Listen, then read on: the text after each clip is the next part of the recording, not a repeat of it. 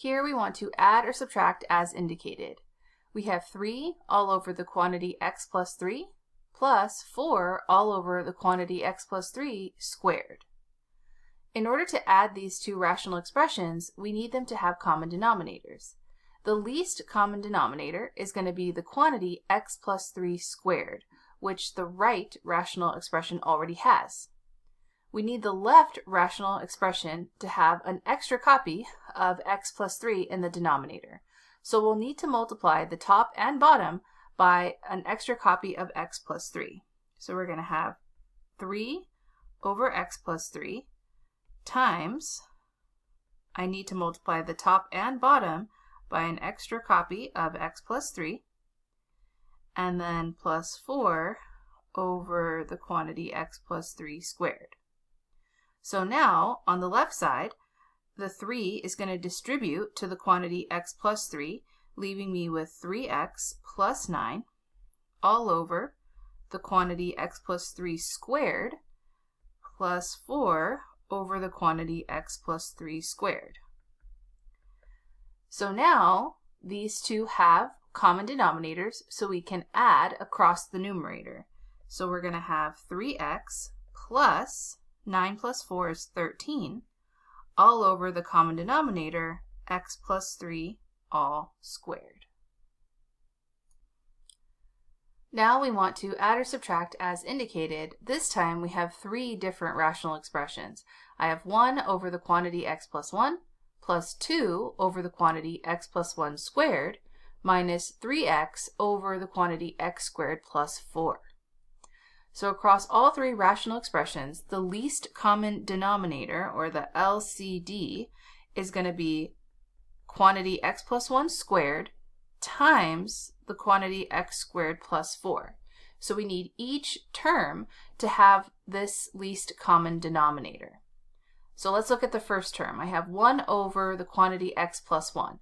I need the denominator to be x plus 1 squared, so I'm going to need 1 extra copy of x plus 1, so I have 1 over x plus 1. I need an extra copy of x plus 1, which means I need to multiply by that on the top and on the bottom. And I need an entire copy of x squared plus 4. So we'll multiply the top and bottom by x squared plus 4.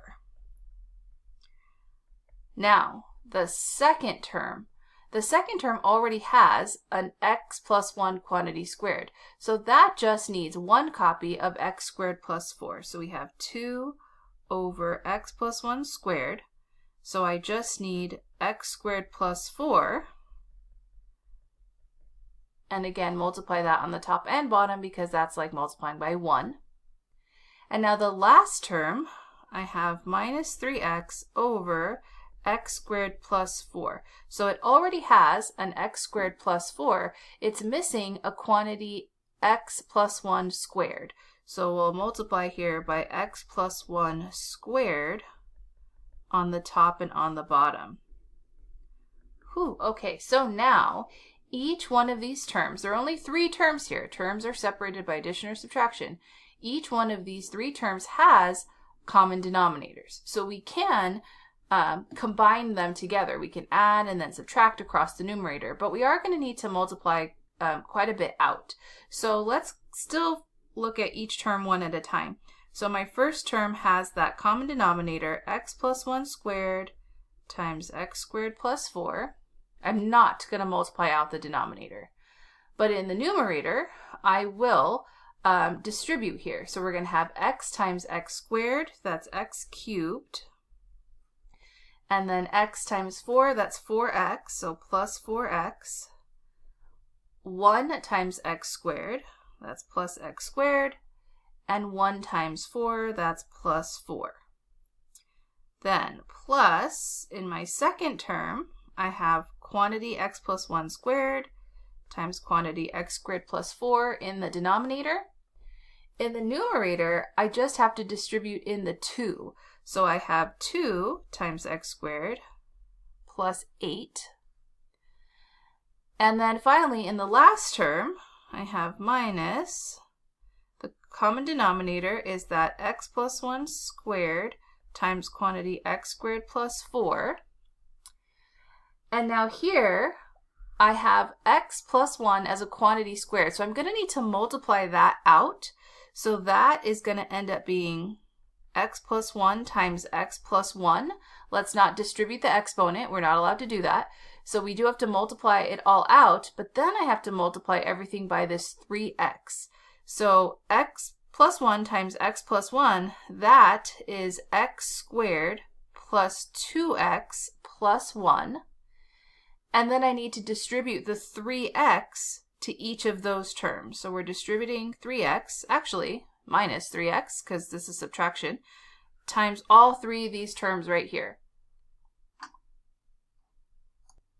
All right, and if we're going to include the minus 3x, then this is going to become a plus. So we'll have a plus here, and again, we're distributing minus 3x to x squared, so we're going to have in the numerator negative 3x cubed, then negative 3x times 2x, that's negative 6x squared, and then negative 3x times 1, that's a minus 3x. Whew, okay, so now at least we can just add across the entire numerator here. So all of these terms, we can just add them all together. So let's figure out which ones are like terms here.